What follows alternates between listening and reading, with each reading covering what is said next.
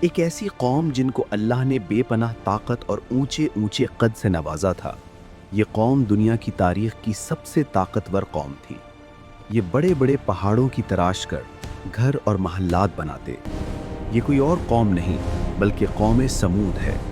یہ قوم حجاز اور شام کے درمیان عربوں کی مشہور تجارتی شاہراہ پر واقع وادی القریٰ میں آباد تھی۔ یہ شاہراہ یمن سے بحر احمر کے ساحل کے ساتھ ساتھ خلیج عقبہ کے کنارے سے نکل کر شام تک جاتی ہے۔ یہ ایک عبرتناک داستان ہے جس نے اللہ کے نبی حضرت صالح علیہ السلام کی اونٹنی کو قتل کر کے اپنی موت خود بلا لی۔ غرور نے ان کی آنکھوں پر پردے ڈال دیے۔ اس زمین پر ہمارا کوئی مقابلہ نہیں۔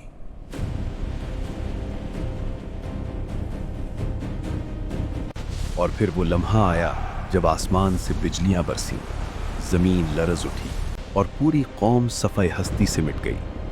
یہ صرف قوم سمود کا واقعہ نہیں بلکہ ہر اس دل کے لیے پیغام ہے جو حق سن کر بھی انکار کر دیتا ہے۔ یہ جاننے کے لیے کہ آخر ایسا کیا ہوا کہ اللہ کا عذاب ان پر نازل ہوا۔ حضرت صالح علیہ السلام سام بن نوح کے بیٹے ارام کی اولاد میں سے تھے۔ امام معاویہ رحمۃ اللہ آپ کا نسب نامہ اس طرح بیان کرتے ہیں: خالد بن عبید بن آصف بن مشا بن عبید بن ہاؤر بن سمود بن عاد بن اوس بن ارام بن سام بن نوح علیہ السلام۔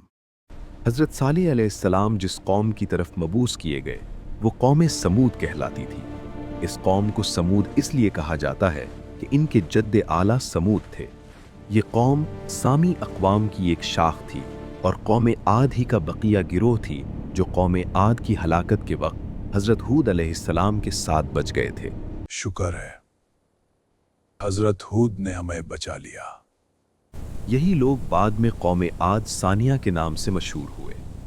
قوم سمود نہایت طاقتور تھی۔ ان کے لوگ طویل عمر تھے، فن سنگ تراشی اور تعمیرات میں بے حد ماہر تھے۔ یہ لوگ پہاڑوں کو کاٹ کر نہایت مہارت سے ان میں مکانات بناتے تھے۔ قرآن کریم میں سورہ الفجر میں ان کی صلاحیت کا تذکرہ ملتا ہے۔ ان کی بنائی ہوئی بستیوں کے کھنڈرات شام اور حجاز کے درمیان آج بھی پائے جاتے ہیں۔ آثار قدیمہ کے ماہرین کو تحقیق کے دوران وہاں ایک ایسا مکان بھی ملا جسے شاہی حویلی کہا جا سکتا ہے۔ اس میں متعدد کمرے تھے اور ایک بڑا حوض موجود تھا، اور یہ پوری عمارت پہاڑ کو کاٹ کر بنائی گئی تھی۔ ان کھنڈرات کا ذکر عرب کے مشہور مورخ مسعودی نے بھی کیا ہے۔ یہ قوم حضرت ابراہیم علیہ السلام کی بعثت سے بہت پہلے گزر چکی تھی۔ قوم سمود بھی اپنے پیش رووں کی طرح بت پرست تھی اور شرک میں مبتلا تھی۔ اس لیے اللہ تعالیٰ نے ان کی ہدایت اور رہنمائی کے لیے انہی میں سے ایک برگزیدہ ہستی حضرت صالح علیہ السلام کو اپنا پیغمبر بنا کر بھیجا تاکہ آپ اس گمراہ قوم کو راہ ہدایت دکھائیں اور انہیں اس بات کی طرف متوجہ کریں کہ کائنات کی ہر شے خدا کی توحید اور یگانگی پر شاہد ہے۔ آپ نے یقینی دلائل کے ساتھ ان کے گمراہ کن عقائد کو باطل ثابت کیا اور بتایا کہ پرستش اور عبادت کے لائق ہستی صرف وہی ہے جس نے تمام کائنات کو تخلیق فرمایا۔ حضرت صالح علیہ السلام نے پیغمبروں کی سنت کے مطابق ہدایت اور تبلیغ کا سلسلہ شروع کر دیا، مگر لوگوں نے اپنے آباء و اجداد کا پرانا طریقہ اپنا لیا۔ حضرت صالح علیہ السلام کو جھٹلایا گیا اور ان کا مذاق اڑایا گیا۔ قوم کے لوگوں نے کہا: اے صالح، ہمیں تیرے سے بہت امید تھی، تو ہمیں ہمارے اس دین سے روکتا ہے جن کی عبادت ہمارے باپ دادا کرتے آ رہے ہیں۔ ہمیں تیری کسی بات پر یقین نہیں۔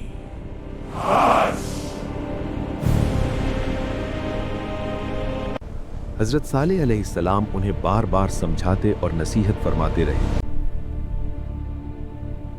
ابھی بھی وقت ہے، سدھر جاؤ۔ لیکن قوم اپنی ہٹ دھرمی پر قائم رہی۔ ان کے دلوں میں بغض اور اناد بڑھتا گیا اور انہوں نے آپ کی سخت مخالفت شروع کر دی۔ حضرت صالح کا خاتمہ ضروری ہے۔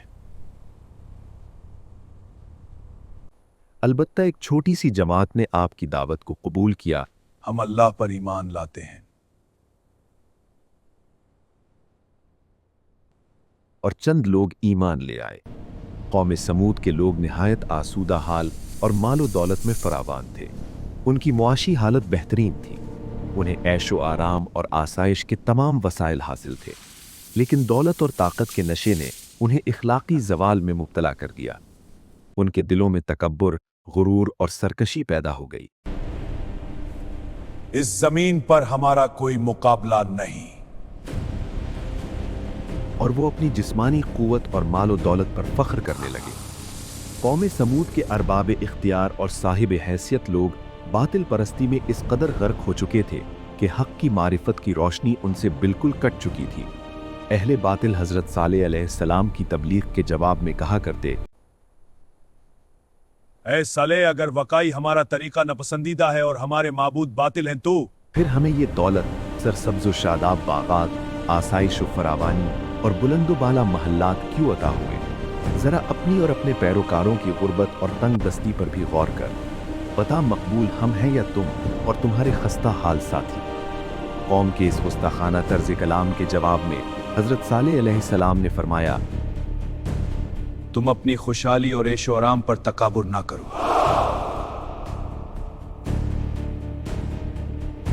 ये वसाइल और नेमतें तुम्हारी मेहनत या इख्तियार का नतीजा नहीं, बल्कि ये सब उस रहीम और करीम ज़ात की अता करदा है जो तुम्हारा और कायनात की हर शय का खालिक व मालिक है।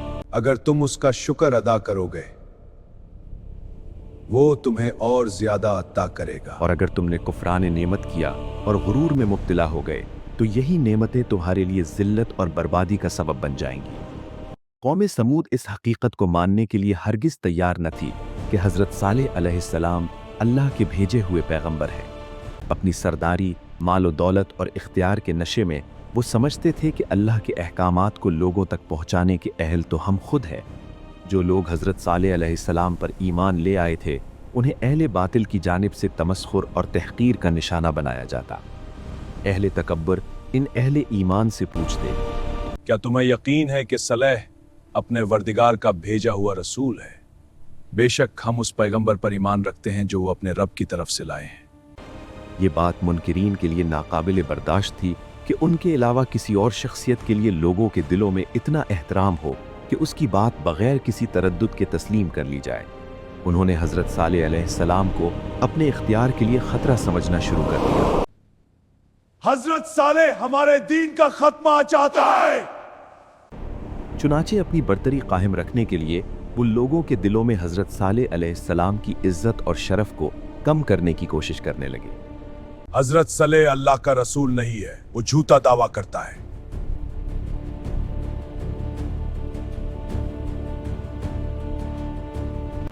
जब अरबाब इख्तियार ने देखा कि कमज़ोर और गरीब तबके के दिलों में हजरत सालेह अलैहिस्सलाम का असर और रसूख बढ़ता जा रहा है, तो उन्होंने आप को झुटलाने और अल्लाह के पैगंबर होने का गलत दावेदार साबित करने के लिए मुतालबा किया कि अगर वाकई तुम अपने रब के भेजे हुए रसूल हो तो हमारे सामने कोई मौजिज़ा दिखाओ।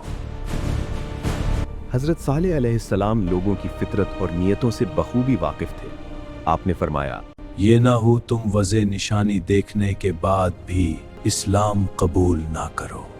कौम के चंद बड़े सरदारों ने वादा किया, अगर तुम हमारे मुतालबे के ऐन मुताबिक कोई निशानी दिखा दो तो हम जरूर तुम्हारी सदाकत पर ईमान ले आएंगे। उन्होंने मुतालबा किया कि पहाड़ से ऊंटनी जाहिर हो। हजरत सालेह अलैहिस्सलाम ने अल्लाह ताला से दुआ की।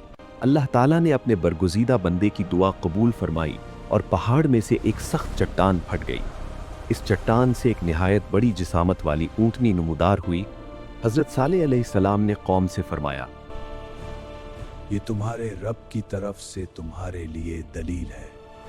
इस ऊंटनी को छोड़ दो, इसे अल्लाह की जमीन यानी मखसूस चरागाह में चरने दो और इसे हाथ न लगाना।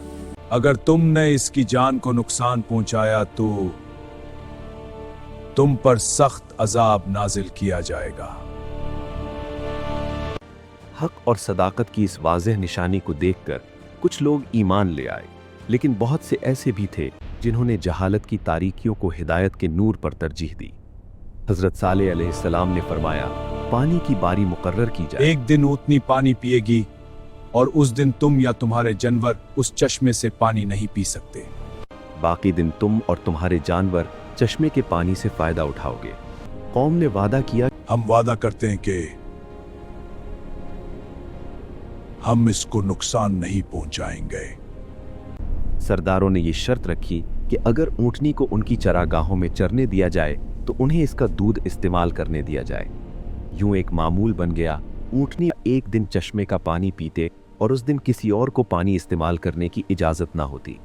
बदले में कौम ऊँटनी का दूध इस्तेमाल करती और ऊँटनी ला रोक टोक चरागाहों में चढ़ती रहती, मगर उनका गुरूर इस दागत हक से चुभता रहा। आखिरकार उन्होंने खुफिया मशवरे शुरू किए और ऊँटनी को ख़त्म करने का नापाक मंसूबा बना लिया। चंद जालिम और संगदिल अफराद को तैयार कर लिया गया। एक दिन जब ऊँटनी सुकून से घास चर रही थी, उन्होंने मौका पाते ही हमला कर दिया। फिजा सोगवार हो गई और बिलाफिर उन्होंने अल्लाह की निशानी इस मुबारक ऊँटनी को कत्ल कर डाला। जब हज़रत सालेह अलैहिस्सलाम को इस अफसोसनाक वाक़े की खबर मिली तो उन्होंने कौम से मुखातिब करके फरमाया, तुम अपने वादे से फिर गए हो। तुमने अल्लाह ताला के वाज़े हुक्म की खिलाफ वर्जी की है। अब अपने किए की सज़ा के लिए तैयार हो जाओ। कौम ने पूछा, ये अजाब कब आएगा हजरत सालेह?